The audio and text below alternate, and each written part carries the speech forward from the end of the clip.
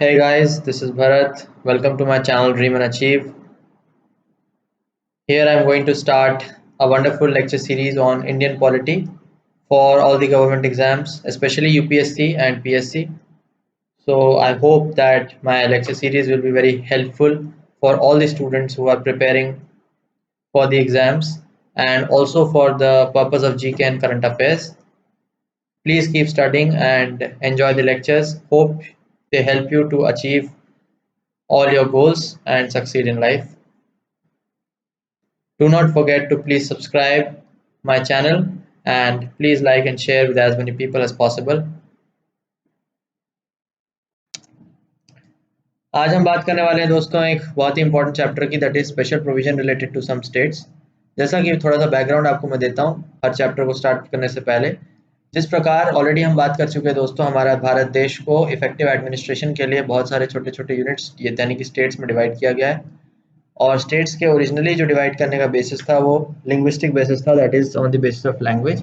लेकिन later on obviously administration purposes के लिए भी और other regional and cultural aspects की वजह से स्टेट्स को डिवाइड किया गया है।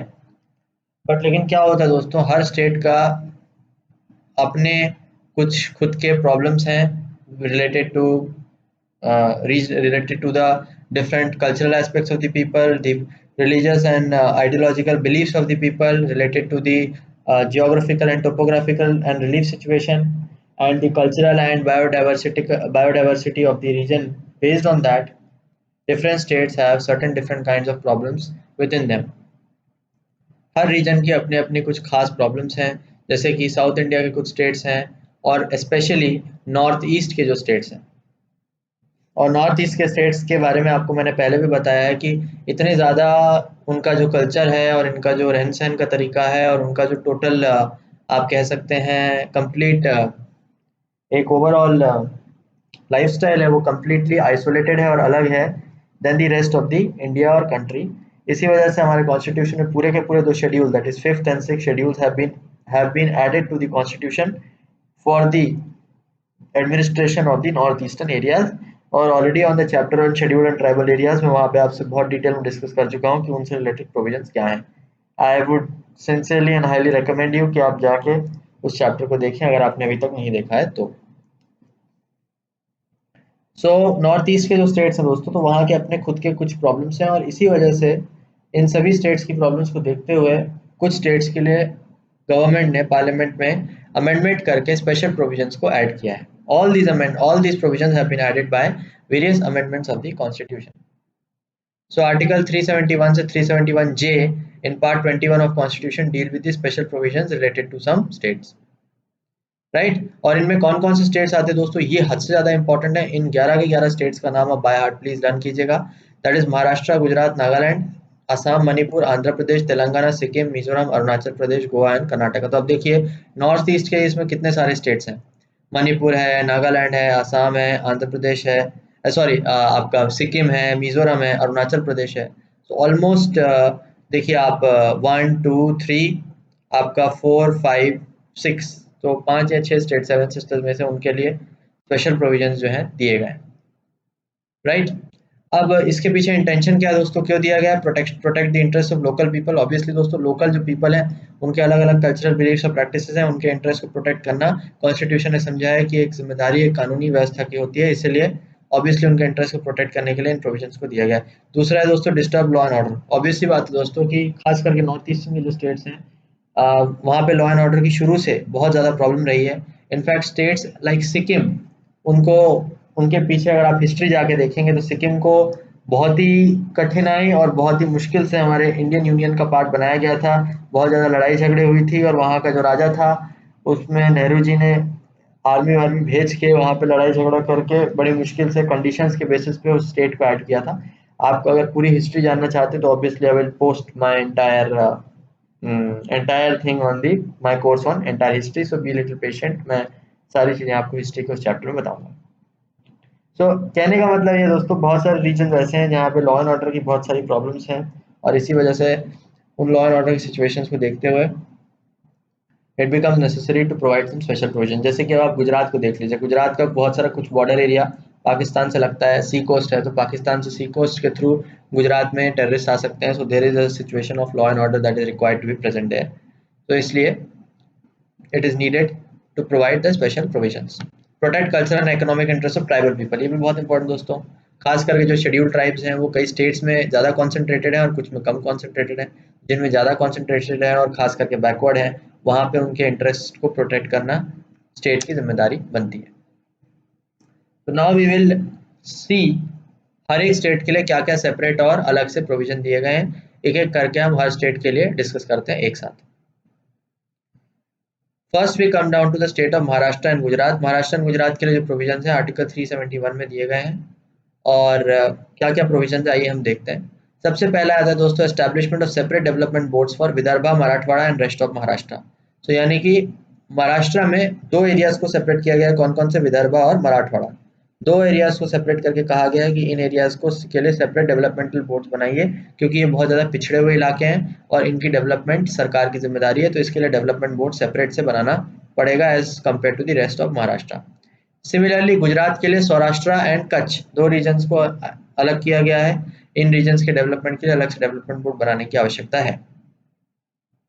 तीसरा, report on the working of this board would be placed every year with state legislative assembly and equitable allocation of funds for development expenditure over above mentioned areas. Right, जो भी report ये जो भी ये बोर्ड्स काम करेंगे उनकी एक रिपोर्ट बनाई जाएगी और रिपोर्ट को स्टेट लेजिस्लेटिव असेंबली के सामने पेश किया जाएगा हर साल।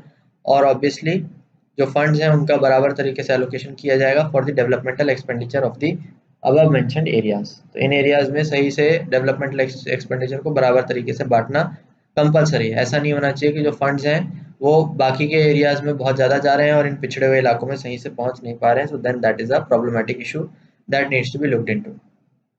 इसके अलावा equitable arrangement providing adequate facilities for technical education, vocational training, adequate employment opportunities in state services and report of above mentioned areas. Right, adequate facilities दी जाएंगी टेक्निकल एजुकेशन की, वोकेशनल ट्रेनिंग की, एडिक्वेट एम्प्लॉयमेंट अपॉर्चुनिटीज दी जाएंगी state services में above mentioned areas से related. Right, तो ये ऑब्वियसली दोस्तों आपको इजीली क्लैरिफाई होना चाहिए, इजीली पता होना चाहिए। बहुत ही सिंपल है और इजी भी है। Now we come down to guys Nagaland. Nagaland के provisions are given in article 371A। बहुत ही ज़्यादा बड़ा है क्योंकि नागालैंड बहुत ही ज़्यादा एक डिफरेंट काइंड ऑफ स्टेट है, तो वहाँ पे प्रोविजंस जो है बहुत ज़्यादा मात्रा में अलग तरीके से दिए गए हैं। सो एक एक करके देखते, थोड़ा पेशेंटली देखिएगा। तो यहाँ पे जो मेन रोल प्ले करते हैं दोस्तों हमारे गवर्नर करते हैं। अगर आपने मेरा lecture schedule and tribal areas में देखा होगा तो वहाँ पे भी आपको पता समझ में आया होगा कि गवर्नर के पास इन स्टेट्स के एडमिनिस्ट्रेशन से रिलेटेड काफ़ी एक्सक्लूसिव पावर्स होती हैं।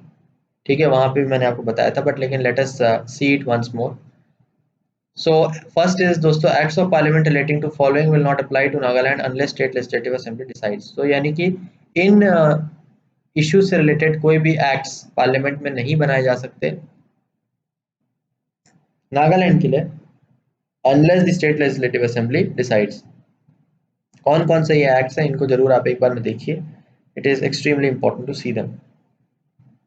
So first is religious and social practice of the Nagas. Right, so अगर सेंट्रल गवर्नमेंट कोई भी ऐसा लॉ बनाती है रिलीजियस एंड सोशल प्रैक्टिस के ऊपर, वो नागास के ऊपर एप्लीकेबल नहीं होगा, बिकॉज उनके टोटली अलग और टोटली अलग कल्चर है।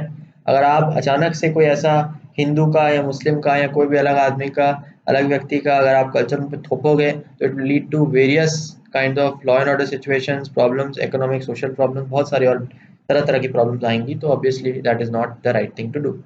Naga customary law and procedure. Right, Naga का जो खुद का कस्टमरी लॉ है और प्रोसीजर है, यानी कि ट्राइबल्स जो है अपने लॉज खुद बनाते हैं। ट्रेडिशनल अपनी एक ऐतिहासिक उनकी एक पुरानी प्रथाएं चली आ रही हैं, तो उन प्रथाएं और कस्टमरी लॉ के विरुद्ध कोई भी कानून नहीं बना सकता है, because again that will lead to various law and order and disturbances, because Nagas बहुत ज़्यादा होस्टाइल हो सकते हैं।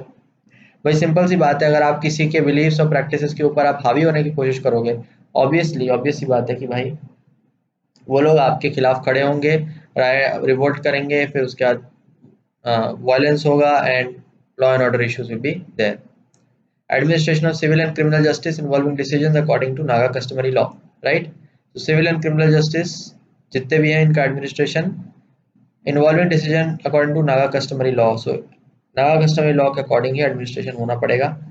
इसको चेंज नहीं किया जा सकता। Ownership and transfer of land and resources, so right, तो ट्राइबल्स के जो लैंड एंड रिसोर्सेज का ओनरशिप है और उसका ट्रांसफर है वो ऑब्वियसली उनका खुद के ट्रेडिशनल कस्टम से गवर्न होता है। तो स्टेट लेजिस्लेटिव असेंबली यहाँ पे सेंट्रल गवर्नमेंट पार्लियामेंट कोई भी ऐसा लॉ उनके लिए एप्लीकेबल नहीं बना सकता, स्पेशल एक्सेप्शन उनको दिया गया है।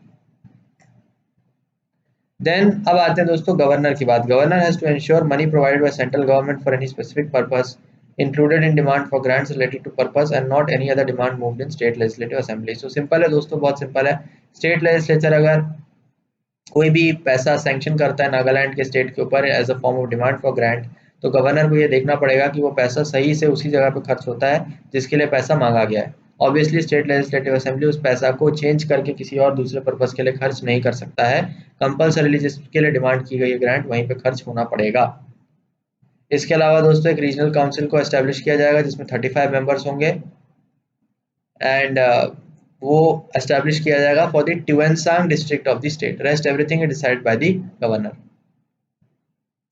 राइट। तो ये बहुत ही ज्यादा हद से ज्यादा इंपॉर्टेंट प्रोविजन है जो आपको पता होना चाहिए कि 35 मेंबर्स जो हैं वो आपका एस्टेब्लिश किए जाने चाहिए for Tuensang district of state. Rest everything should be decided by the governor. So Tuensang district के लिए एक रीजनल काउंसिल बनाया जाएगा, बाकी गवर्नर करेगा।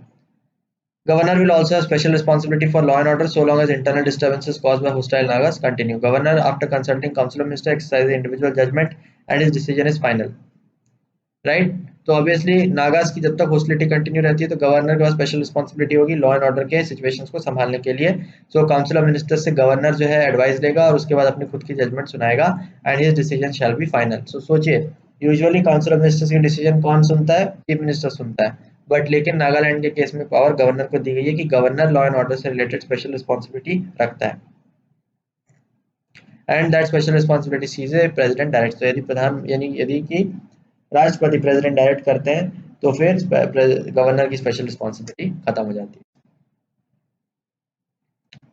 इसके अलावा दोस्तों from 10 years from the formation of Nagaland such further periods governor में specify recommendation of regional council following provision will be operative for Tuensang district. यानी नागालैंड के बनने के 10 साल बाद तक ट्यूएनसांग डिस्ट्रिक्ट के लिए following provision will be applicable. ठीक है, बहुत इंपॉर्टेंट है, बहुत इजी भी है कि 10 साल नागालैंड के बन जाए उसके बाद में governor will specify recommendation of the regional council. So कौन कौन सी गवर्नर में specify recommendation of regional council following provisions will be operative for Tuensang district. So Tuensang district एक स्पेशल डिस्ट्रिक्ट है जिसके लिए अलग से प्रोविजंस बनाए गए हैं। वो क्या प्रोविजंस हैं इनको आपको देखना पड़ेगा एटलीस्ट खास करके 10 years from the formation of Nagaland, और उसके बाद अगर 10 ईयर के बाद भी उसको एक्सटेंड करना है प्रोविजंस को तो governor will specify on recommendation of the regional council. यानी कि कंपल्सरीली कहा गया था कि नागालैंड बनने के 10 साल बाद तक के ये प्रोविजंस जो है ट्यूएनसांग डिस्ट्रिक्ट के लिए एप्लीकेबल रहेंगे, लेकिन 10 साल बाद के अगर पीरियड उसके बाद भी आपको एक्सटेंड करना है तो गवर्नर के पास पावर है उसको एक्सटेंड करने की on the advice of the regional council, जो आपको मैंने अभी बताया 35 मेंबर्स का कॉन्स्टिट्यूट किया जाएगा। सो कौन कौन से आप देखिए कौन कौन से प्रोविजन है। पहला, administration of Tuensang district will be carried out by the governor. यानी कि ट्यूएनसांग डिस्ट्रिक्ट की एडमिनिस्ट्रेशन कौन कैरी आउट करेगा? गवर्नर करेंगे। Governor shall make regulation for peace progress and good governance of the district, right. So peace progress and regulations good governance की भी कौन बनाएगा? गवर्नर। ऑब्वियसली जब एडमिनिस्ट्रेशन करेगा तो ये काम भी गवर्नर ही करेगा। There shall be a minister for Tuensang Affairs in State Council of Ministers to be appointed from among the members representing Tuensang District in Nagaland Legislative Assembly. Final decision shall be set by the governor. So सोचिए, so Council of Ministers जो होंगे उसमें एक minister for Tuensang minister for Tuensang affairs जो है नागालैंड के state legislative assembly के council of ministers में एक होना बहुत ज्यादा जरूरी है। बट फिर भी फाइनल डिसीजन जो है कौन सुनाएगा? गवर्नर ही सुनाएंगे, बट लेकिन ऐसा एक मिनिस्टर रिप्रेजेंट करना बहुत ज्यादा आवश्यक है। अब सोचिए, मतलब कि काउंसिल ऑफ मिनिस्टर्स में एक स्पेशल प्राथमिकता दी गई है कि ट्यूएनसांग अफेयर्स के नाम का एक अलग से मिनिस्टर होगा जो अपॉइंट किया जाएगा from amongst the members.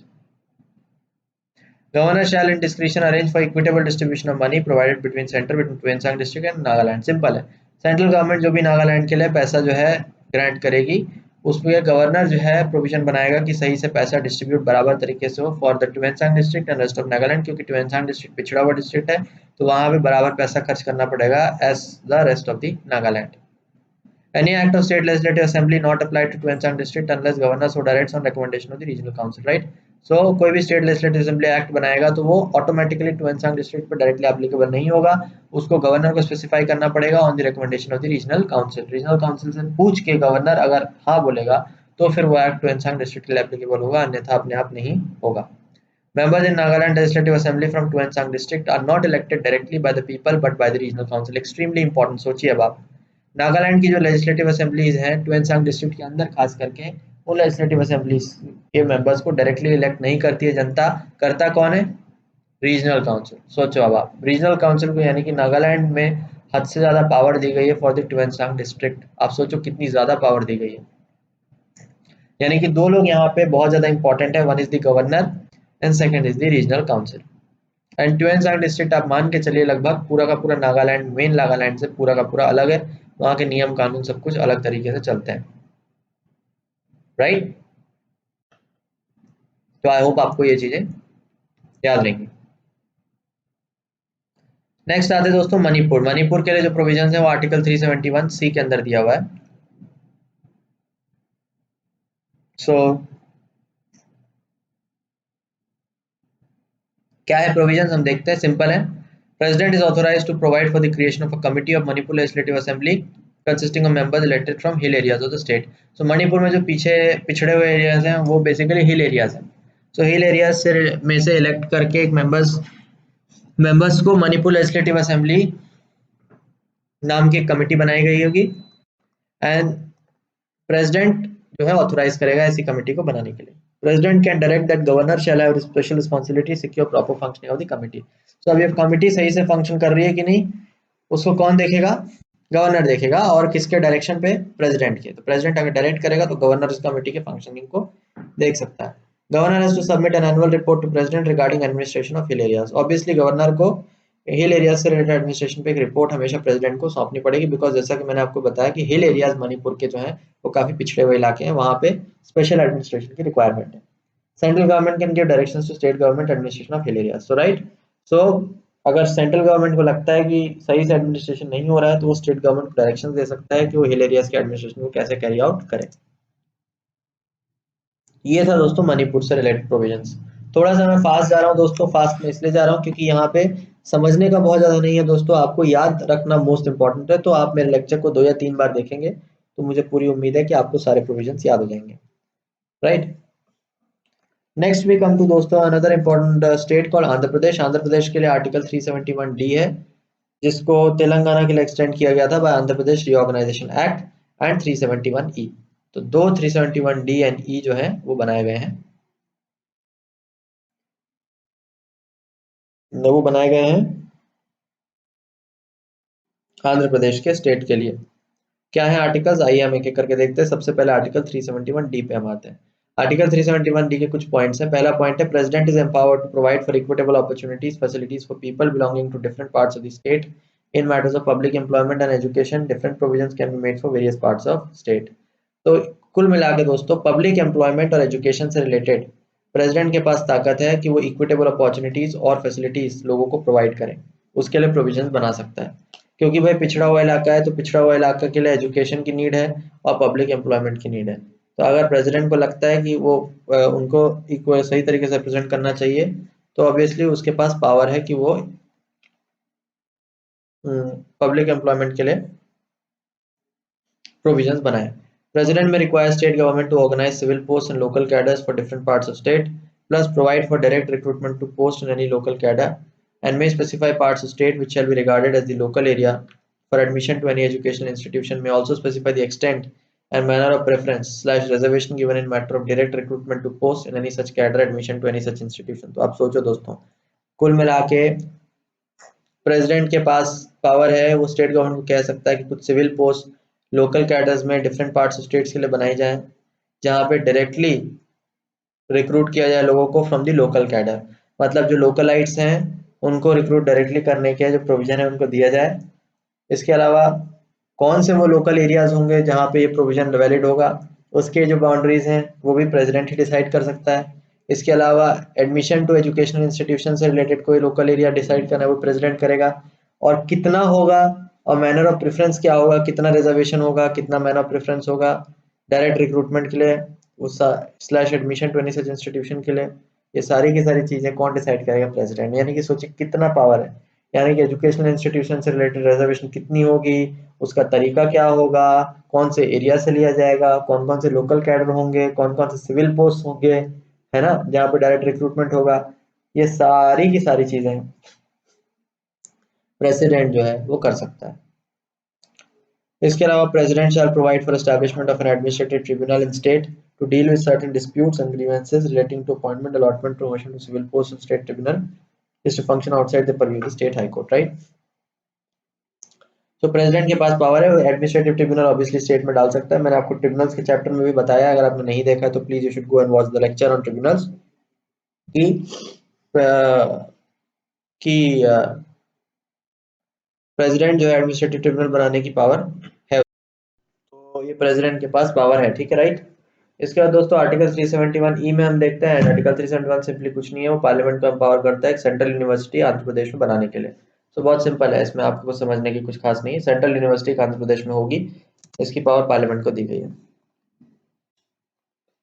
Next हम देखते हैं दोस्तों सिक्किम के रिलेटेड प्रोविजन। सिक्किम को, जैसा कि मैंने आपको कुछ ही देर पहले बताया कि सिक्किम बहुत बाद में हमारे इंडियन यूनियन में ऐड किया गया था। उसकी जो हिस्ट्री है वो मैं हिस्ट्री के लेक्चर में आपको अलग से बताऊंगा कि कैसे और क्या उसकी हिस्ट्री थी और क्यों ऐड किया गया। But it was added by the 36 constitutional amendment act 1975 और उसी में सिक्किम जो है इंडियन यूनियन का पार्ट बना, जिसमें आर्टिकल 371 एफ डाल के प्रोविजंस, स्पेशल प्रोविजन देते हुए उसको इंडियन यूनियन का पार्ट बनाया गया। क्या क्या प्रोविजन है ये देखिए।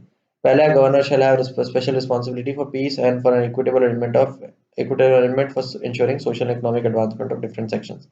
ऑब्वियस है दोस्तों, जैसा कि हर बार के लिए बताते आ रहा हूँ कि गवर्नर के पास स्पेशल रिस्पांसिबिलिटी होंगी ये सारी चीज़ों के लिए, इक्विटेबल अरेंजमेंट के लिए, for ensuring social economic advancement of different sections के लिए, and so on and so fourth.